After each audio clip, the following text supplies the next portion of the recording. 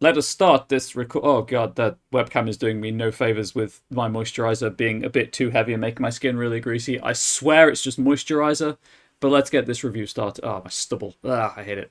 Anyway, let's get this review started, shall we? This is a review for Assassin's Creed 2, as you know from the title of the video. I have literally just finished it, so as with all of my normal reviews, it's going to be my initial thoughts upon completing the game. Obviously, yes, it's a me, a Mario, exactly. What an Easter egg. Obviously, later on down the line, I may have different feelings towards the game, but right now, as it stands, this is my review of Assassin's Creed 2. Technically, the Ezio Collection version of the game, but my understanding is they didn't change anything mechanically. They just added the DLC and upraised textures. So, what did I like? Ezio's a pretty good main character. The writing in general, kind of so-so, but Ezio as a protagonist, okay, he has a believable arc, particularly with the time skips between the memory sequences. He feels better to control than Altair. They did make the climbing feel better and the free running, the parkour, let's say, feel better. The wider supporting cast was nice. Ironically, it kind of felt like there was less place to climb. There was less will to explore.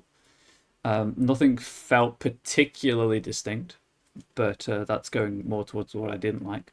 The voice acting was pretty good. Review: all tiers in need of improvement. Fair. Yeah, the voice acting was pretty good. The graphics, you know, for 2009, I imagine were fine. I can't remember playing games in 2009 because 2009 was my exam period, and I didn't have a console or a new PC to play games on. So at that point, I was probably still playing Morrowind, and Team Fortress 2. No, yes, maybe Team Fortress 2. They looked pretty good back in the day. Thank you for confirming, Blink. I really appreciate the confirmation there. The graphics aside, the art design was really good. Did appreciate the art and the sound design, to be fair. When the music kicked in, it was really good music. What I less liked, however, the open world trappings. There's no two ways around it. The game would have been fantastic, or certainly much better, if it didn't have so many pointless collectibles and side things in it to do in it. I just added padding. The assassination contracts kind of sort of made sense with Lorenzo de' Medici just being like, hey, this person is tangentially related to the conspiracy, or, you know, they're hunting you. You should probably turn the tables on them. But even then, they could have factored them in as just normal memories, I guess. The fact that characters are introduced and then just never spoken of after a certain point, like Uncle Mario, just disappears from the story about a third of the way through. He does exactly what he needs to do, which is teach you the combat basics, and then he disappears with no reasoning given. He's just gone from the narrative, and it's not the first time it happens. And then it just appears at the end of the game. Yeah, open world padding, characters just. I guess it's more a writing issue more than the characters disappearing. It's just the writing was good enough to carry the story, but not good enough to paper over the cracks, if that makes sense.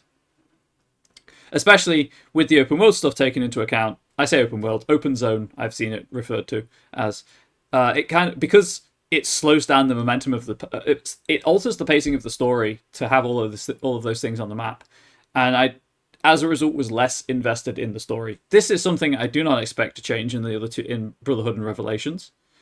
Yeah, I guess it was open world for the time, but now I suppose we'd call it open zone, as I've seen it called. So that was mostly. I don't like it when side stuff has no purpose anyway. I could have done without all of the pointless races or beating in unfaithful husbands up. But the fact that it detracted from the story was fine. Yeah, I guess I should clarify. The story was fine. The story was pretty good, as stories from the late noughties go. Particularly as most games today even aren't created story first. The story was fine, serviceable, but the writing wasn't there to accommodate the padding that the side stuff did. What else didn't I like? I guess the counter windows being tightened. Like, it makes sense, you know, the Hidden Blaze one hit kill, make it harder to hit, but it just felt unreasonable in some places. And also just the weird. This game is about assassins, but it's now an action game feeling that the vast majority of the game gave off was odd, with all of the like almost unavoidable combat, which is just a whole bunch of dudes around Ezio just countering them to death. Combat will feel a lot better in Brotherhood. Oh, good. Thank you, Blink. That gives me hope for the future. The beating of unfaithful husbands was a bit strange. It really was. Yeah, that's really it. I mean, there's not, even though I've just spent like 30 plus hours playing it, there's not that much game here. Oh, another thing I didn't like, Forley. It served no purpose. If you didn't have the DLC for Memory Sequence 12, Forley being in the game, there's nothing to do. Like, it's just there for collectibles. Even with Memory Sequence 12, there's not that much. You don't. I did it in like 2 hours. It's not great having an area that's just there to take up space. Anyway, yeah. So story great, let down. Story's perfectly fine, serviceable. It's good in places, let down by the gameplay mechanics themselves. Graphics, I've been informed from the time, pretty good, so I'm good with that. The music was fantastic, as I say, but the TLDR is this game could have been great. Give the Assassin's Creed devs this. They really listen to the players. Every new game, they address shortcomings from the previous one. Oh, that does fill me with optimism. Yes, this game could have been fantastic. Not like earth-breaking, world-shattering, or perfect game of the year or whatever. No game's perfect. But it could have been so much better than it was if they hadn't put all of the side stuff in it. All of the collectibles that don't really do anything. All of the... I mean, I'm looking right now at treasures 330 of 330. They didn't need to put those in. You make more than enough money being a landlord. And I get that they're there for people who don't want to engage with the villa stuff. But don't put 330 in. It's not needed, or 100 feathers. Anyway, I'm getting bitter about about collectibles. I got the 100% because I wanted to demonstrate to people what the game looks like getting 100% if they can't play it themselves. And, you know, did I get salty about it? Yes. Was it the most entertaining it could probably have been? No. But I think that's my overall vibe from the game. It's not as entertaining as it could have been. With all of that said, I know that this is a well-respected game, and I don't want people to think I didn't like it, because I enjoyed most of what I was playing.